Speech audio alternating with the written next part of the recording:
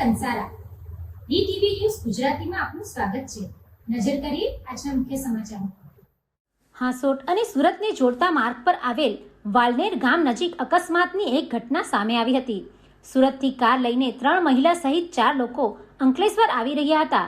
તે દરમિયાન ચાલુ કારમાં ચાલકને અચાનક ઝોકું આવી જતા સ્ટેરિંગ પર કાબુ ગુમાવી દેતા કાર રોડ સાઈડ નીચે ખાબકી હતી। આ જ સમયે ત્યાંથી રાજ્યના પાણી પુરવઠા મંત્રી ઈશ્વરસિંહ પટેલ પસાર થઈ રહ્યા હતા। તે દરમિયાન અકસ્માત જોતા જ પોતાની કાર ઊભી કરાવી દીધી હતી અને જાતે જ તેમજ તેમના કમાન્ડો અને ડ્રાઈવર તેમજ અન્ય ટેકેદારો બહાર આવી ઈજાગ્રસ્તોને બહાર કાઢ્યા હતા અને 108ને ફોન કરી બોલાવી હતી। કારમાં સવાર 2 મહિલાને સામાન્ય ઈજા પહોંચી હતી, જેઓને 108ની મદદથી સારવાર અર્થે અંકલેશ્વર ખાતે ખસેડવામાં આવ્યા હતા।